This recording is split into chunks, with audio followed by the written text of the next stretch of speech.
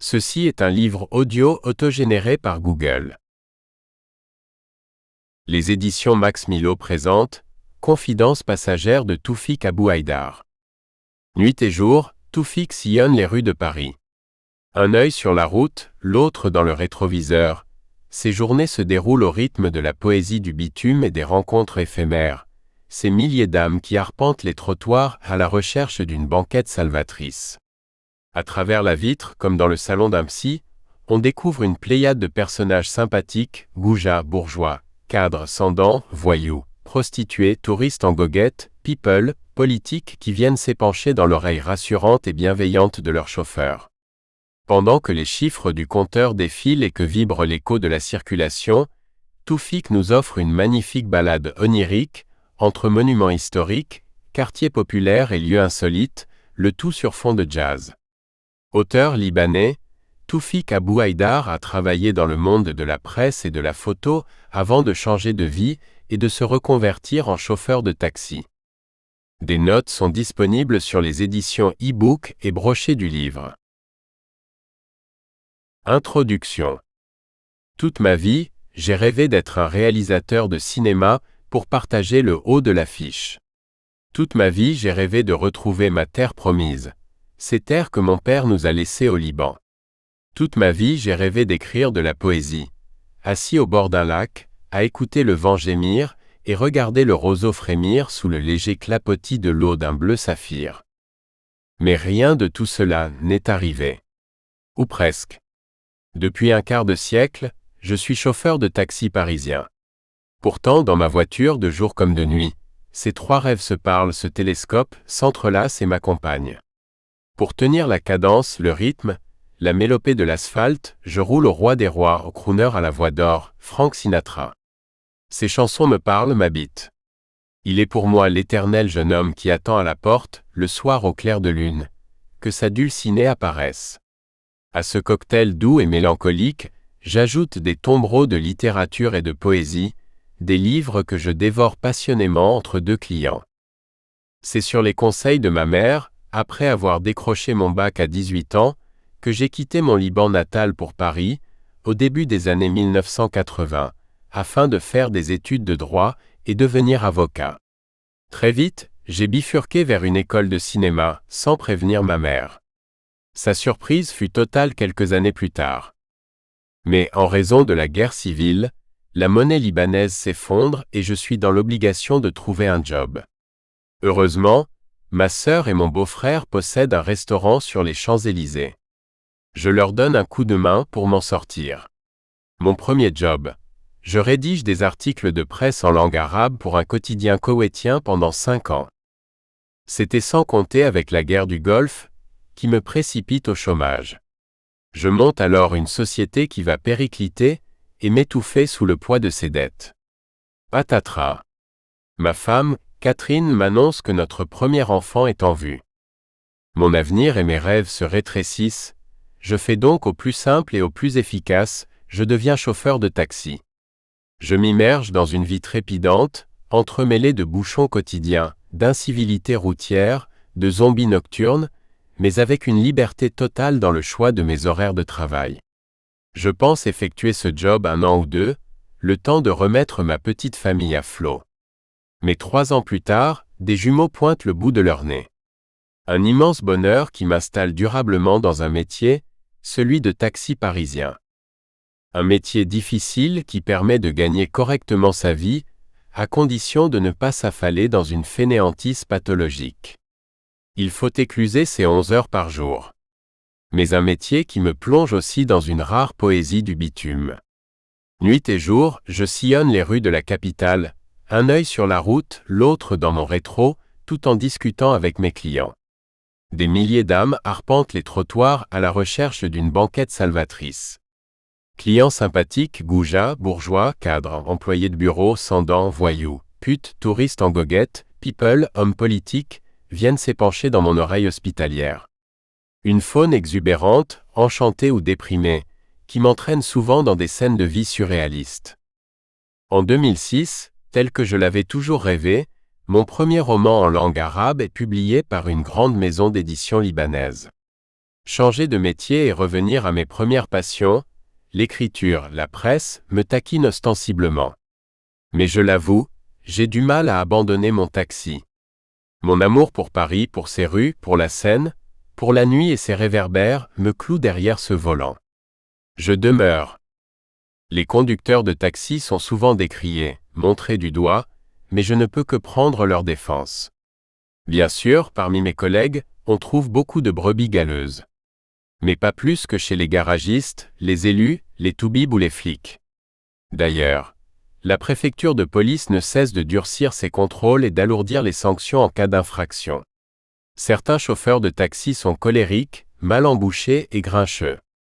Oui, mais ils sont une minorité. Moi, je mets un point d'honneur à être toujours d'humeur égale, aimable et serviable.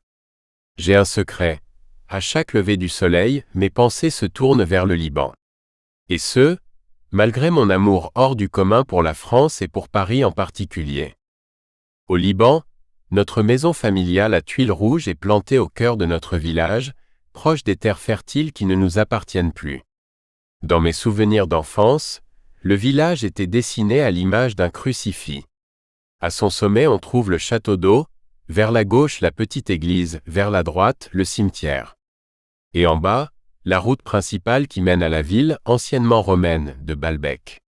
À l'est, derrière la montagne, flamboie Damas, et au pied de celle de l'ouest, se couche le soleil de Beyrouth. Un paradis sur terre. Cher lecteur, bien que je n'ai jamais pensé exercer mon métier plus de 3 ans, ma vie n'en reste pas moins formidable. Ce livre est maintenant entre vos mains. Je l'ai écrit au fil des ans avec passion et humilité. Cela m'a aidé durant mes nuits d'insomnie, à tenir bon. Pour moi, c'était vital. J'ai déchiré des milliers de pages, car je les jugeais inutiles. Mon seul souhait était de ne conserver que la matière émouvante, amusante, tendre, colorée et poétique. Vous en êtes désormais seul juge. Quant à moi, même si le cinéma est devenu un souvenir, même si le retour à ma terre promise s'est transformé en vœu pieux, je sais qu'il me reste les mots. Je les côtoie à tout jamais, comme dans ces vers de Lamartine, le plus beau poème jamais écrit, en souhaitant que Dieu bénisse longtemps la langue française et ceux qui veillent sur elle. Ainsi, toujours poussé vers de nouveaux rivages. Dans la nuit éternelle, emportés sans retour. Ne pourrons-nous jamais, sur l'océan des âges, jeter l'ancre un seul jour? Feu à bord en frôlant la mort. Voilà 2 semaines exactement que je suis au volant de mon taxi et que je quadrille les rues de Paris. C'est une Peugeot 505 blanche plutôt délabrée, avec des portières qui couinent et des freins à bout de souffle. La boîte qui me fait travailler jouxte la mairie du 18e arrondissement et ne possède que ce genre de bagnole dans son garage. J'ai besoin de bosser, donc inutile d'exiger plus. Clopin-clopant, je roule avec en supportant les plaintes à répétition de mes clients. Conduire est un réel plaisir, même s'il se double d'une angoisse qui me prend aux tripes, par peur de l'échec. Pour me rassurer et m'évader quelques instants, entre 2 clients, j'incline mon fauteuil vers l'arrière, récupère un des livres de poche rangés dans ma boîte à gants. Je tombe cette fois sur un Italo Calvino en piteux état, à force de le manipuler. Dans ce roman poétique sur les villes invisibles, je décide d'explorer Eutropie. Ayant pénétré sur le territoire qui a Eutropie pour capitale, le voyageur voit non pas une ville, mais plusieurs, d'égale importance et toutes semblables, dispersées sur un vaste plateau ondulé. Eutropie, c'est non pas une mais l'ensemble de ces villes, une seule est habitée, les autres sont vides, et cela à tour de rôle. Maintenant, je vais vous dire comment. Le jour où les habitants d'Eutropie se sentent accablés de fatigue, et que plus personne ne supporte son métier, ses parents, sa maison et sa vie, les dettes, les gens à saluer ou qui vous saluent, alors toute la population décide de déménager dans la ville voisine qui est là à attendre, toute vide et comme neuve, où chacun prendra un autre métier, une autre femme, verra en ouvrant sa fenêtre un autre paysage, passera ses soirées à d'autres passe-temps, amitié, médisance. Ce passage me plonge dans ma propre brèche temporelle, à cheval entre réalité et fiction, présent et passé, personnel et collectif. Je reste songeur. Mais il est temps pour moi de reprendre mes courses. Je glisse mon marque-page, un ticket de métro usagé, à l'intérieur de l'ouvrage que je place dans le vide-poche de ma portière droite. J'ai pris mon premier client de la journée. Depuis maintenant 15 minutes. Un homme très curieux et très bavard. Tout en devisant, je perçois une légère odeur de brûlé qui semble flotter à l'extérieur. Mais sans m'inquiéter plus avant, je continue ma conversation. « Que faisiez-vous avant de devenir taxi ?» me demande mon client. J'avais ma propre boîte de pub et d'organisation de spectacles.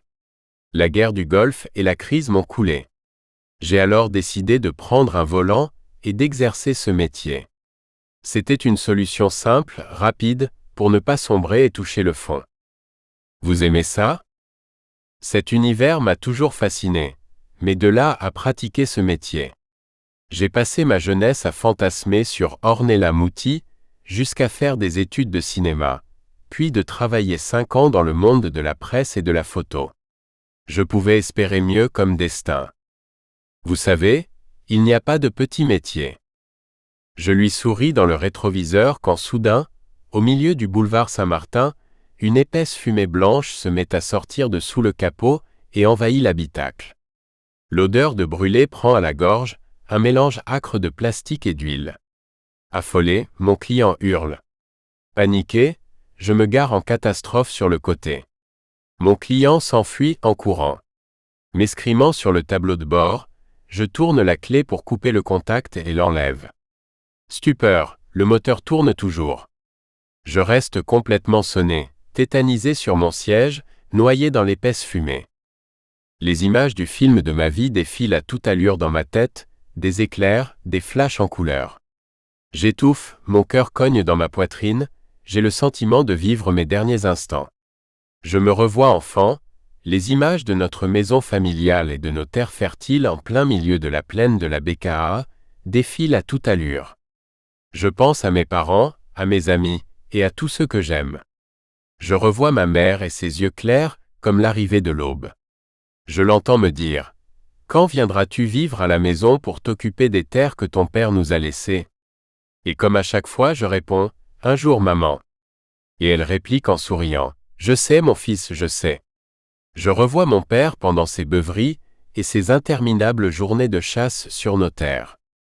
Je le revois le jour où il a mis le feu à sa voiture, une Mercedes 180, gris métallisé, parce qu'elle refusait de démarrer. Les voisins s'étaient précipités avec des seaux d'eau pour tenter d'éteindre l'incendie, mais il les engueulait et leur demandait de la laisser brûler. Je pense à lui quand, le dernier jour avant les vacances de Noël, il a reçu une balle dans le cœur et a cessé de rêver. C'était le début de la guerre civile au Liban. Il me répétait souvent « La vie, il faut que tu la bouffes, parce que c'est toujours elle qui finit par te bouffer. » Mais tout à coup, je suis brutalement tiré de ma torpeur par un collègue qui tambourine furieusement à ma portière pour me venir en aide. « Coupe le moteur » beugletait-il. Voilà la clé. J'ai coupé le contact, mais le moteur tourne toujours.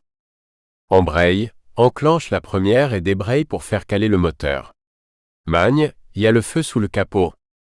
Le moteur tousse, puis s'arrête totalement. J'en profite pour m'extirper de mon siège et m'éloigner rapidement. Mon collègue, armé d'un petit extincteur, en profite pour ouvrir le capot et éteindre l'incendie. En attendant la dépanneuse, je le remercie chaleureusement et lui propose de retourner au travail. Il rétorque « Je ne peux pas te laisser dans cette merde, t'as 2 mains gauches. T'as pas d'extincteur dans ta bagnole? T'es pourtant un professionnel de la route, c'est l'équipement de base, la preuve. Tu sais, je vais avoir du mal à faire ce métier, c'est trop de contraintes. T'es un petit nouveau? Je compte juste faire le job pendant 6 mois, 1 an à tout casser. On a tous dit ça, mon pote. Mais quand tu tombes dans le taxi parisien, soit tu te dégonfles et tu te barres dans les premiers jours, soit tu y restes toute ta vie. Il y a des trucs super dans ce boulot, t'es libre et c'est déjà ça. Le jour même, mon patron me fournit une nouvelle voiture et m'explique que je peux la conserver pour rentrer à la maison tous les soirs. Certainement par peur d'un procès. Je suis désormais libre de choisir mes horaires de travail chaque jour de la semaine. De plus, il me propose de me vendre une licence après une année entière comme salarié, le délai légal avant achat. J'accepte en me disant que c'est temporaire, juste le temps de trouver le boulot de mes rêves. Pour me détendre après ces péripéties, je laisse la voix profonde de Sinatra m'emporter dans son songe. Guy Marchand, la mécanique et moi. Je me suis fait embaucher par une nouvelle entreprise située à Vitry-sur-Seine, en proche banlieue.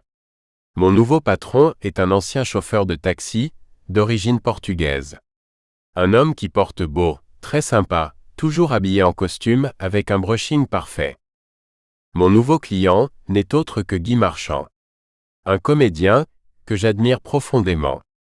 Son meilleur rôle, selon moi, c'était face à Michel Serrault et Lino Ventura dans Garde à vue, ce huis clos de Claude Miller. Un formidable chef-d'œuvre. Au fil du trajet, après avoir parlé de tout et de n'importe quoi, Guy Marchand m'interroge sur les voitures. Et plus spécialement sur la mécanique automobile, les motorisations. Totalement ignare en la matière, je tente laborieusement de lui expliquer que ce sujet ne me passionne pas, et que je suis incapable de faire la différence entre une tête de Delco et un filtre à huile. Dans le rétroviseur, je vois la mine de Guy Marchand s'allonger, ses lèvres se crisper et ses yeux se plisser. Un silence de plomb s'abat dans l'habitacle.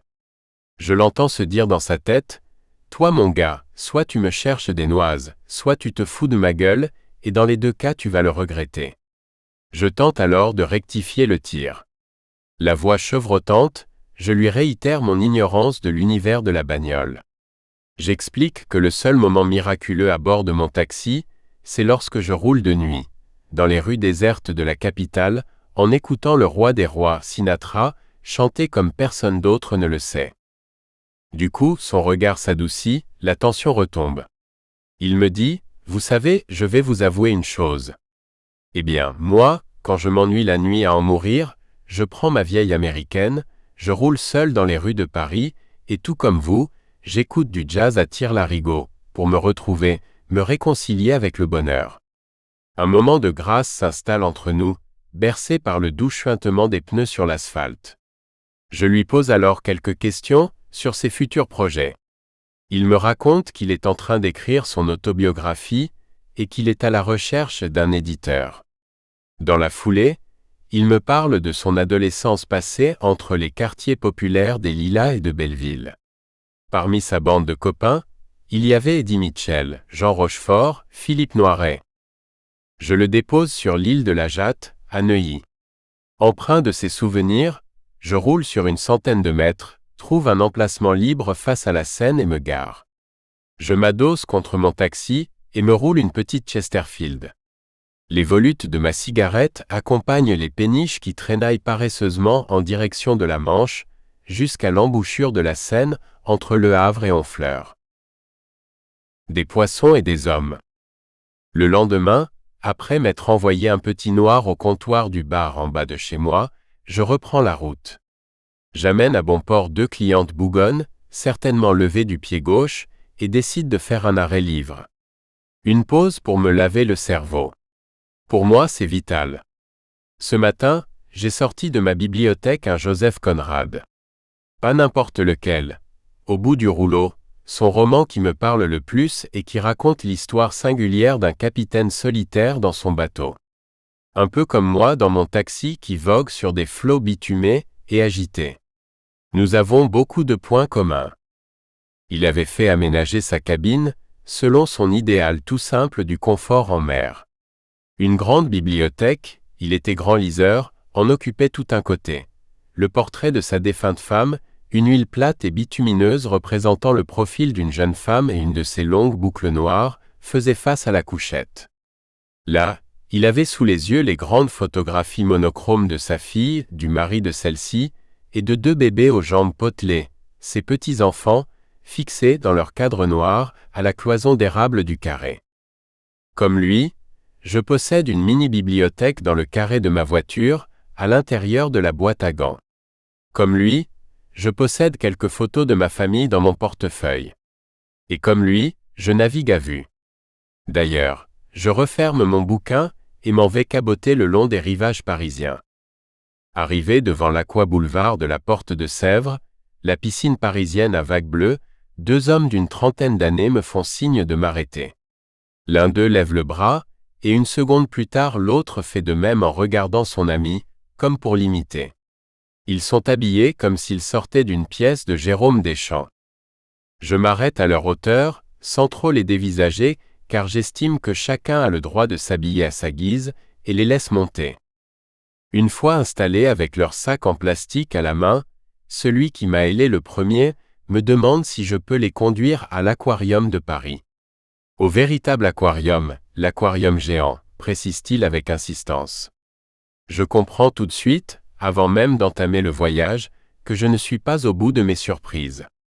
Pour clarifier les choses, je demande plus d'explications car l'aquarium géant de Paris ne m'évoque rien. Mais il réitère le même souhait sans ajouter de précision supplémentaire, tandis que son compagnon se contente de hocher la tête, comme ces petits chiens kitsch installés parfois sur les plages arrière des voitures. Je ne connais ni le vrai aquarium de Paris, ni le faux. Par contre, il y en a un à l'autre bout de la ville qui pourrait répondre à vos souhaits. Que voulez-vous voir exactement là-bas? On veut regarder des poissons géants, des crocodiles et des requins. Ah, d'accord, vous parlez donc de l'aquarium tropical à la Porte Dorée. Il se trouve à l'autre extrémité de Paris. C'est pas, me répond mon client. Si c'est du poisson que vous voulez, vous trouverez tout là-bas. Ouais, des poiscailles géants de toutes les couleurs, des crocos, la totale quoi. Alors, direction l'aquarium de la Porte Dorée. Faites pas comme votre collègue, hein, celui qui nous a déposés ici. On lui avait demandé de nous déposer à l'aquarium de Paris, et on a débarqué ici, à l'Aqua-Boulevard. Pourtant, on lui avait bien dit que nous voulions voir de la belle poiscaille géante et des crocodiles costauds qui se bouffent entre eux. On lui avait bien expliqué. Vous voulez dire expliquer? Ouais, expliquer. Je déclenche mon compteur, prêt à finir le voyage le plus rapidement possible et leur faire ainsi gagner du temps après ce qu'ils ont enduré. Quelques jeunes filles sortent alors de l'Aqua-Boulevard, les cheveux humides et les robes collant à la peau. Mes passagers les fixent intensément, tandis que je me dirige vers l'entrée du boulevard périphérique qui se trouve derrière nous. J'effectue mon demi-tour, et tandis que les corps de mes deux jeunes gens suivent le mouvement de ma rotation, leur tête reste clouée en direction des filles. Je leur annonce que je vais rouler vite, afin de leur permettre de rattraper le temps perdu. On a 2 heures de retard sur notre programme de la journée, m'explique-t-il. 2 heures? Ben ouais. Vu qu'on a payé l'entrée, une blinde, on est resté tout ce temps à l'intérieur de la piscine. On n'allait pas repartir sans en profiter quand même. Mais ils ont installé un bout de l'océan là-dedans, pour que ce soit aussi cher? C'est immense. Vous avez nagé? Ben non, on n'a pas de maillot sur nous. On est là pour l'aquarium géant. Pendant cette conversation loufoque, je fonce sur le périphérique où la circulation est fluide. Au plus profond de moi, je ris de bon cœur. J'imagine mes deux gugus à l'intérieur de l'Aqua-Boulevard, en chaussures de ville, leurs vêtements à la déchien, leurs sacs en plastique à la main, en train d'observer derrière la vitre qui sépare la piscine des vestiaires ces poiscailles, qui nageaient et se chamaillaient pendant 2 heures. Une fois à destination, les 2 hommes me payent mais tardent à sortir du taxi. Ils sont là, vautrés à l'arrière et ne bougent plus. Je me retourne vers eux et leur désigne l'endroit du doigt. Leur regard ne va même pas dans la direction que j'indique. Finalement, l'un d'eux coupe le silence qui se prolonge. Vous êtes sûr que c'est ici? Vous n'allez pas nous faire le même coup que votre collègue? Je les rassure. Oui, c'est ici, vous allez trouver votre bonheur. J'ai déjà visité le site il y a quelques années. Je suis donc sûr de moi.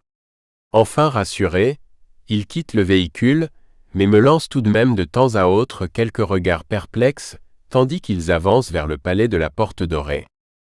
Plus tard dans la soirée, alors que je passe devant les fontaines du Trocadéro, je découvre un immense chapiteau sur lequel est inscrit en lettres immenses « Aquarium géant de Paris ». J'éclate de rire. Castelbajac et la part des anges. Après une traversée du quartier des Invalides, je me dirige vers l'avenue de la Tour-Maubourg et me gare à la station de taxi. Un quart d'heure plus tard, j'arrive en tête de file et la borne se met à clignoter. Je descends et réponds à une voix féminine qui me demande de venir chercher un monsieur dans l'une des rues adjacentes. Je m'y pointe en moins d'1 minute et me stationne devant l'entrée d'une galerie d'art. J'éteins le moteur et patiente. M'apercevant depuis l'intérieur de la galerie, une jeune réceptionniste se dépêche de venir me voir et me demande de patienter une bonne dizaine de minutes. Monsieur de Castelbajac n'est pas encore prêt. Si vous n'y voyez pas d'inconvénient, il aimerait bien que vous l'attendiez un peu. 5 minutes plus tard, elle revient me voir en se confondant en excuses, m'informe que l'attente va durer plus longtemps que prévu et me demande à nouveau si cela ne me dérange pas d'attendre. Elle s'éloigne avec élégance, se déhanche sur ses hauts talons pour gravir, telle une déesse, la volée de marches qui conduisent à la galerie.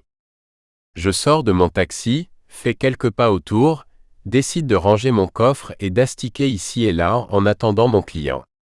Sous le tapis du coffre, je tombe sur un vieux magazine planqué sous la roue de secours. Je suis content de retrouver cet ancien numéro du Monde diplomatique. J'aime relire les vieux papiers. Mon sésame en main, je retourne m'asseoir derrière mon volant pour le feuilleter. Après 1 heure, entrecoupé des va-et-vient de la réceptionniste qui m'hypnotisait, Castelbajac finit par apparaître, costume bien coupé et panama blanc sur la tête. Il s'installe derrière moi, en s'excusant du retard. « Voici l'adresse où j'aimerais me rendre, mon cher ami, » dit-il en me tendant une carte de visite. « Avec plaisir, monsieur. Mon Dieu que je suis fatigué. On dirait que j'ai mangé du fougou. Savez-vous ce que c'est? » Vaguement. Le fougou est un poisson qui contient une neurotoxine. Les Japonais en raffolent. Mais il faut faire attention, quand on lève les filets, de ne pas toucher le foie, car on peut s'empoisonner avec son contenu. Dans les rites vaudous haïtiens, ils injectaient ce poison pour fabriquer des morts-vivants, des zombies. L'homme qui en prenait une dose semblait mort physiquement. Son cœur battait tellement lentement qu'il approchait de l'inertie totale. Voilà l'état dans lequel je me trouve aujourd'hui. Je suis presque mort, entièrement lessivé. Ah, le mot lessivé vous va comme un gant, monsieur, vu que vous travaillez dans le textile. Il s'esclaffe. Je lui propose de le laisser dormir s'il le souhaite, mais il continue de parler tout en me remerciant de l'attention portée. Au fil du trajet, notre conversation devient presque amicale. Pendant mon enfance, m'explique-t-il, mon père possédait une 2CV. J'en avais un peu honte, et je racontais à mes camarades de pensionnat que nous étions les heureux propriétaires d'une superbe Jaguar, un coupé rouge. Mon père était au courant de ce mensonge. Un jour, alors que j'attendais sa visite, et que j'étais pétrifié à l'idée de voir ma supercherie dévoilée, il est arrivé au volant de la Jaguar de mes rêves. Il avait vendu la Dush et loué celle-ci pour la journée. Subitement, Castelbajac me demande comment je m'appelle. Je le lui dis. Alors, de la poche intérieure de sa veste, il sort un petit carnet à dessin aussi grand que la paume de sa main, et avec un stylo-bille, il se met à dessiner des anges. 10 anges, stylisés de manière presque enfantine, sur 10 pages différentes. Il déchire les feuilles, me les tend, et me dit que ces anges me protégeront dans la vie. Vous me faites cadeau de vos dessins? Bien sûr, mon ami. Donnez-en quelques-uns à ceux que vous aimez. Ce sont des anges positifs, conservez les autres avec vous. Ils vous porteront chance. Maintenant, faites un vœu, et vous verrez qu'ils feront tout ce qui est en leur pouvoir pour qu'ils se réalisent tôt ou tard. J'espère qu'ils m'emmèneront vers ma terre promise. Où se trouve-t-elle? Quelque part dans mes rêves. Arrivé à destination, il me serre chaleureusement la main. Aux anges, je promets d'arrêter de faire le taxi. Demain. Peut-être. Plongé dans ces considérations, le cœur léger et l'âme aérienne, j'en profite pour faire résonner un petit refrain de Sinatra dans l'habitacle. My heart is sad and lonely. For you, Isai. For you, dear. Nous espérons que vous avez apprécié cet aperçu. Pour continuer à écouter ce livre audio sur Google Play Livres, utilisez le lien dans la description de la vidéo.